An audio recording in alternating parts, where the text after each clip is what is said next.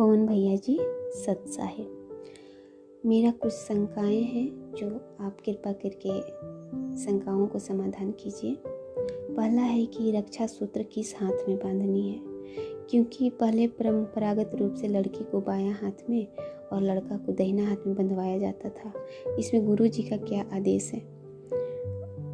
दूसरा है कि घर में शादी है और सभी अनुपदेशी हैं, तो क्या कपड़ा खरीदने में हम सहयोग दे सकते हैं। तीसरा है कि ऑनलाइन नाम दीक्षा अप्रैल 2020 में लिए थे, जो सतनाम मिल गया है, तो इसमें शंका समाधान कीजिए कि प्रथम मंत्र और सतनाम दोनों मिक्सिंग जाप कर सकते हैं। मिक्सिंग जाप का मतलब है कि जैसे 20 मंत्र 10-20 मंत्र प्रथम मंत्र कर लिए, फिर सतनाम भी कर लिए, फिर टाइम मिला तो प्रथम मंत्र कर लिए, फिर सतनाम कर लिए। ऐसा क्या कर सकते हैं, या फिर प्रथम मंत्र 108 बार पूरा करके ही सतनाम करना है। और चौथा है कि क्या जीन्स पहन सकते हैं। और पांचवा है कि सतनाम जो है, सतनाम का जो नियम मर्यादा है वो मेरे पास नहीं है, तो उसका नियम मर्यादा मुझे चाहिए। सत साहिब। बंदी छोड़ सतगुरु रामपाल जी महाराज जी की जय हो। सतसाई बहन, आप जी का प्रथम सवाल है कि परम पूज्य सतगुरु रामपाल जी महाराज जी से नाम दीक्षा लेते समय हमें जो एक लाल कलर का धागा मिलता है, जिसको हाथ की कलाई पे बांधा जाता है, और वर्तमान में समाज में जो प्रथा है उसके हिसाब से औरतें उसको दाएं हाथ पे बांधती हैं, पुरुष उसको बाएं हाथ पे बांधते हैं। तो क्या ऐसी कोई प्रथा सतगुरु रामपाल जी महाराज जी की भक्ति में भी है? क्या ऐसा कोई नियम है? तो बहन दास तो यही कहेगा कि ये पूर्ण परमेश्वर की सत भक्ति है, और सत भक्ति में आडंबर और पाखंड के लिए, कुरीतियों के लिए, प्रथाओं के लिए, परंपराओं के लिए लेस मात्र भी जगह नहीं है। तो ये आपकी अपनी इच्छा, आपकी अपनी मर्जी के ऊपर निर्भर करता है कि आप परमेश्वर के रक्षा सूत्र को कौन से हाथ में बांधना चाहती हैं। दूसरा आप जी का सवाल है कि मेरे परिवार में मैं अकेली उपदेशी हूँ और परिवार में शादी है, तो क्या मैं उनके साथ में शॉपिंग करने जा सकती हूँ, सामान वगैरह खरीदने के लिए उनके साथ जा सकती हूँ। यदि मैं उनके साथ गई तो मेरी किसी मर्यादा का हनन तो नहीं होगा, मेरे को कोई दोष तो नहीं लगेगा। देखिए बहन, जहां तक दास का आइडिया है, आप उस परिवार की बहू हैं और आप अकेली उपदेशी हैं, तो बहन ऐसी स्थिति में आप उनके साथ में जा सकती हैं। मार्केट में, बाजार में कोई भी चीज खरीदने के लिए, शॉपिंग के लिए आप जी अपनी सास के साथ में, अपने पति के साथ में, ननद के साथ में, देवरानी जेठानी के साथ में आप जी जा सकती हैं। जाने में किसी प्रकार का कोई दोष नहीं है, लेकिन ध्यान इतना रखना कि वो दुल्हा या दुल्हन के लिए जो भी ड्रेस खरीदें, जो भी वो लोग ज्वेलरी खरीदें, आप उसमें अपनी सहमति मत देना। आप अपनी इच्छा मत बताना कि जी ये वाला अच्छा नहीं है, ये वाला ले लो। नहीं जी, ये लहंगा सस्ता है, अच्छा भी नहीं लग रहा, इसका कलर भी ठीक नहीं है, वो लो जिसपे लाल कलर की देखो कैसा कैसा सुंदर सुंदर चित्र बने हुए हैं। इस तरीके से आपने अपनी चॉइस नहीं बतानी है। जैसा उनको अच्छा लगे वो अपना खरीदे, और आपसे यदि वो पूछें कि बेटा ये कैसा है, तो आप उनको यही कहते हुए उनको बोल दो कि माता जी आपको पसंद आ गया, आपने देख लिया, और क्या अच्छा होगा, ठीक है, बहुत अच्छा है माता जी, कोई दिक्कत नहीं। इस तरीके से आप जी यदि आपसे पूछें तो आपने केवल इसी तरीके से उनका सहयोग करना है।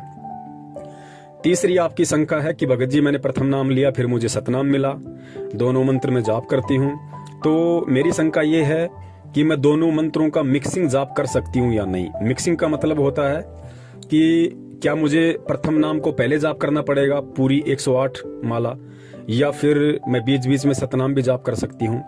तो देखिए बहन, ये परमात्मा की भक्ति है। परमात्मा ने इस भक्ति को बहुत ही सीधे तरीके से हमें बताया है, बहुत ही सहज ये भक्ति है परमात्मा की, और इसमें ऐसी कोई बाध्यता नहीं है कि आपको सबसे पहले प्रथम नाम की माला करनी पड़ेगी, उससे पहले आप सतनाम नहीं कर सकते।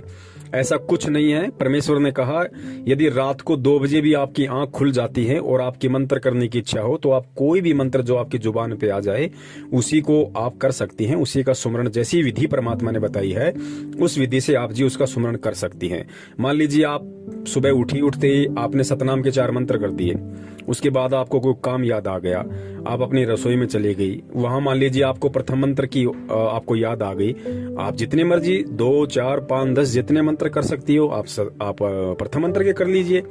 फिर मान लीजिए आपका ध्यान हट गया, फिर आपको 2 मिनट बाद में सतनाम याद आ गया, आप सतनाम के सुमरन कर लीजिए, 2, 4, 5, 10 जितना भी आप करना चाहो। ऐसी कोई बाध्यता इस भक्ति मार्ग में नहीं है, बहुत ही सहज मार्ग है, बस मंत्र होने चाहिए हमारे, ये गुरुदेव ने बताया। तीसरा आपका सवाल है कि भगत जी क्या हम जीन्स वगैरह पहन सकते हैं? तो बहन देखिए, जीन्स को लेकर आजकल सतलोक आश्रम मैनेजमेंट हरियाणा की तरफ से भी एक पीला पर्चा आया हुआ है और संगत में से काफी भगत भाई बहनों ने अपनी अपनी प्रतिक्रिया भी दी है। कुछ ने सही बताया, कुछ ने उसको गलत बताया। गलत बताने के पीछे का रीजन उनका ये था कि कुछ लोगों ने सतलोक आश्रम मैनेजमेंट हरियाणा के शंका समाधान वाले नंबरों पे फोन किया और उनसे पूछा, क्योंकि देखिए ये परमात्मा की भक्ति है और परमात्मा ने लाखों की संख्या में सत्संग कर रखे हैं और जो भी भगत इस परमात्मा से जुड़ता है वो एकदम से सारे सत्संग नहीं सुन सकता है, इसलिए शंकाएं होना जाहिर सी बात है। तो जब लोग वहां पे फोन करते हैं और उनसे पूछते हैं कि भाई हमने तो ऐसा कभी सुना नहीं, तो भाई ये बताइए कि क्या ये गुरुजी का आदेश है, और यदि गुरुजी का आदेश है तो गुरुजी ने क्या सोच के मना किया है, इसका रीजन क्या है, और ये जानने का हमारा अधिकार भी है, क्योंकि परमेश्वर सतगुरु रामपाल जी महाराज जी ने हमें प्रथम नाम के साथ में जो 11 मंत्र दिए हैं और सतनाम के साथ में हमें जो 33 या 34 नियम दिए हैं, हर नियम के पीछे एक लॉजिक है, एक रीजन है, एक कारण है, और कारण क्या है वो परमात्मा ने अपने सत्संगों में खुल के बताया है। अगर कोई भगत भाई बहन परमात्मा के वो सत्संग नहीं सुन पाया है और यदि सतलोक आश्रम मैनेजमेंट हरियाणा के शंका समाधान पे फोन करके पूछता है, तो ये जाहिर सी बात है सतलोक आश्रम मैनेजमेंट हरियाणा के शंका समाधान पे जो भी भगत भाई बहन बैठते हैं, ये उनकी जिम्मेदारी बनती है कि वो उस भगत को परमात्मा के ज्ञान आधार से संतुष्ट करें कि भगत जी परमात्मा ने इसके पीछे का ये रीजन बताया। लेकिन जो ऑडियो दास ने सुनी है, उन ऑडियो में केवल उन लोगों ने यही कहा कि भाई गुरु जी का आदेश है, मानना है तो मानो, नहीं मानना तो नहीं मानो। तो भाई ऐसे बात नहीं बनती है। जैसे परमात्मा ने हमें प्यार से हर चीज को समझाया है, उसी तरीके से आप लोगों ने भी भगत समाज को समझाना पड़ेगा यदि आप शंका समाधान करने बैठे हो तो बहन देखिए, जीन्स के पीछे का जो रीजन है, और परमात्मा ने खाली अकेले जीन्स के लिए मना नहीं किया बहन, जीन्स से परमात्मा की कोई दुश्मनी नहीं है। परमात्मा ने अपने सत्संगों में स्पष्ट रूप से कह रखा है कि देखिए, परमात्मा की भक्ति ग्रहण करने के बाद में और ये नियम वगैरह पता होने के बाद में और इतने सत्संग सुनने के बाद में आपको ये समझ में आ जानी चाहिए कि ये मोक्ष वाली भक्ति है, और मोक्ष वाली भक्ति में परमात्मा भगत को हंस बनाएंगे। और हंस कौन होता है? हंस वही होता है जो अपना सीधा साधा तरीके से रहे, ना कोई ज्यादा चटक मटक करे, ना ज्यादा ऊपर मुंह करके चले, बिल्कुल सिंपल सादा। परमात्मा कहते हैं साधु सोई जो सीधा चाल है। तो हमें हर तरीके से हमने भगत बन के रहना होगा। परमात्मा ने बताया कि भगत का बोलना, भगत का चलना, भगत का उठना, भगत का बैठना, भगत का पहनना एक बिल्कुल सभ्य होना चाहिए। उनके भगत के उठने, बैठने, चलने, बोलने में भी कहीं कोई अश्लीलता नजर नहीं आनी चाहिए, किसी भी प्रकार की कोई असभ्यता नजर नहीं आनी चाहिए। तो आजकल समाज का जो बिगड़ा हुआ रूप है और जिस कदर कपड़ों को लेके जो अश्लीलता समाज में फैली हुई है, उससे बचाने के लिए परमात्मा ने अपने भगत को ये आदेश दिया हुआ है कि भाई आप मेरे बच्चे हो, आप परमात्मा के बच्चे हो, और परमात्मा के बच्चे ने केवल परमात्मा को प्रसन्न करना होता है। और परमात्मा किन बातों से प्रसन्न होता है ये भी गुरुदेव ने सत्संगों में बताया है कि परमात्मा केवल अपने भगत के सीधेपन से और साधेपन से प्रसन्न होता है। हम परमात्मा को होठ लाल करके, हम परमात्मा को बाल काले करके, या हम परमात्मा को मेकअप करके, फेशियल करके, या सोना पहन के, चांदी पहन के, तड़क भड़क वाले कपड़े पहन के हम परमात्मा को 7 जन्म में भी खुश नहीं कर सकते। परमात्मा प्रसन्न होता है भक्ति से, सीधेपन से, और जो नियम परमेश्वर ने दिए हैं उन मर्यादाओं में रहते हुए परमात्मा की भक्ति करते रहने से। तो हमें बहुत ही सीधे और सिंपल तरीके से हमने चलना होगा। हमारे जो कपड़े हैं बहुत ही वो सभ्य तरीके वाले होने चाहिए, उनमें कहीं भी किसी भी प्रकार की कोई भी अश्लीलता नहीं दिखनी चाहिए। तो आजकल बाजार में जिस प्रकार से टाइट जींस आती हैं, या जो टाइटी आती है, जो एक पजामी टाइप की आती है जिसको माता बहनें पहन लेती हैं, और ऊपर भी बहुत सारे ऐसे कपड़े आते हैं मार्केट में जो बिल्कुल टाइट होते हैं, जिनमें माता बहनों के अंग बिल्कुल मतलब स्पष्ट रूप से दिखाई देते हैं। तो गुरुदेव ने बताया कि बेटा देखो, यहाँ पे ये काल भगवान का लोक है, और यहाँ पे नर और मादा दो हैं और ये दोनों अपोजिट सेक्स हैं और तीनों गुणों में से रजोगुण का प्रभाव यहाँ पे सबसे ज्यादा है। तो परमेश्वर ने बताया कि देखो, यदि आप इस तरह के कपड़े पहनोगी जो आपके अंगों का प्रदर्शन करे, एक अश्लीलता दर्शाए, तो सामने वाला व्यक्ति जो भी आपको देखेगा उस व्यक्ति के मन में हलचल शुरू होगी, क्योंकि काल का लोक है। पांचों विकार यहाँ पे सबके अंदर है, चाहे भगत हो चाहे जगत हो। एक परमेश्वर सतगुरु रामपाल जी महाराज जी को छोड़ के इन पांचों विकारों से, तीनों गुणों से कोई भी व्यक्ति यहाँ पे अछूता नहीं है, चाहे वो उनकी 20 साल से भक्ति कर रहा हो चाहे 50 साल से भक्ति कर रहा हो। तो परमात्मा ने बताया आपने कोशिश करनी है कि आपने किसी भी प्रकार से, माता बहनों ने जो परमेश्वर सतगुरु रामपाल जी महाराज जी की शिष्या हैं, उन्होंने ऐसे किसी भी प्रकार के कपड़े नहीं पहनने जो टाइट हों, जो आपके अंगों को प्रदर्शित करते हों, जो अश्लीलता दर्शाते हों, जिससे दूसरे व्यक्ति का मन विचलित होता हो। देखो पुण्यात्माओं, जब कोई ऐसी किसी माता बहन को देखेगा जिसने टाइटी पहन रखी है, जिसने बहुत टाइट जीन्स पहन रखी है, ऊपर के कपड़े बहुत टाइट पहन रखे हैं या छोटे कपड़े पहन रखे हैं, तो जाहिर सी बात है पांचों विकार यहाँ सबके अंदर हैं। चाहे जगत हो चाहे भगत हो, ये सच्चाई सबको पता है, चाहे वो कहे या ना कहे, ये उस भगत की अपनी मर्जी। तो सामने वाला उन चीजों को देखेगा, ऐसे कपड़ों में जब हमारी माता बहनों को कोई देखेगा जो परमेश्वर की भगत हैं, तो बहन सामने वाले व्यक्ति के मन में उन तीनों गुणों का प्रभाव, पांचों विकारों का प्रभाव तुरंत हो जाता है। तो सोचिए, जब वो भगत परमात्मा की बेटी को देख के, पुण्यात्मा ध्यान देना, जो हमारी माता बहनें हैं, यदि हमारी माता बहनें जो सतगुरु रामपाल जी महाराज जी की शरण में आ गई और उसके बाद यदि वो इस तरह के कपड़े पहन के मार्केट में, बाजार में जाती हैं या अपने घर पे पहनती हैं, तो जाहिर सी बात है जब वो बाजार में जाएंगी या कहीं भी जाएंगी और कोई भी व्यक्ति जब उनको उन कपड़ों में देखेगा, तो पुण्यात्मा यहाँ पे सभी तो दूध के धुले हुए हैं नहीं। 99% लोग यहाँ पे पांचों विकारों से ग्रसित हैं। अगर किसी पे थोड़ा बहुत प्रभाव कम है तो वो 1% है, और 1% में कौन आता है? जो बेचारे 60-70 साल की उम्र को ज्यादा पार कर गए हों। बाकी यहाँ सबके अंदर विकार है। तो हमारी माता बहन को जब सामने वाला व्यक्ति उन छोटे छोटे कपड़ों में या उन टाइट कपड़ों में या अश्लीलता दर्शाते हुए उन वस्त्रों में देखेगा, तो जाहिर सी बात है तीनों गुण का प्रभाव उसके अंदर होता है। तो रजोगुण का जैसे उसमें प्रभाव हुआ, वो आपके प्रति गलत सोचेगा, उसकी नजर आपके ऊपर जाते ही गलत विचार पैदा करेगी। तो बहन, उसके अंदर जो गलत विचार पैदा हुए और गलत विचार पैदा होने से उसके कर्म बिगड़ना शुरू हुए, तो उसके कर्म किसके कारण बिगड़ना शुरू हुए? उसके कर्म उस औरत या उस बहन बेटी के कारण बिगड़ना शुरू हुए जिसने छोटे कपड़े पहन रखे हैं, परमात्मा का ज्ञान लेने के बाद भी, परमात्मा की समझ होने के बाद भी, जिसने छोटे कपड़े पहन रखे हैं, जिसने टाइट कपड़े पहन रखे हैं, या जिसने ऐसे तड़क भड़क वाले, अश्लीलता दर्शाने वाले कपड़े पहन रखे हैं जो सामने वाले को थोड़ा बहुत विचलित करता है। तो बहन, वहां पे हम भी दोषी हो जाएंगे, क्योंकि उसके यदि कर्म बिगड़ने शुरू हो रहे हैं या वो यदि विचलित हो रहा है या उसके अंदर यदि काम वासना का कीड़ा दौड़ रहा है, तो बहन वो हमारे को देख के दौड़ रहा है, तो हम भी उसमें उतने ही भागीदार हो जाएंगे। तो बहन, हमने हर प्रकार से यदि हम भगत बने हैं तो हमने भगतों वाले लक्षण अपने ऊपर धारण करने पड़ेंगे। भगत के श्रृंगार परमात्मा ने 16 प्रकार के श्रृंगार बताए हैं। हमने उन 16 प्रकार के श्रृंगारों को हमने अपने ऊपर धारण करना पड़ेगा, धीरे धीरे परमात्मा के सत्संग सुनते रहने से, ज्ञान आधार से। तो बहन, इसलिए परमात्मा हमें छोटे वस्त्र पहनने से मना करते हैं। और परमात्मा ने केवल जीन्स के लिए ही मना नहीं किया है, परमात्मा ने तो आश्रम में यहाँ तक भी मना कर रखा था।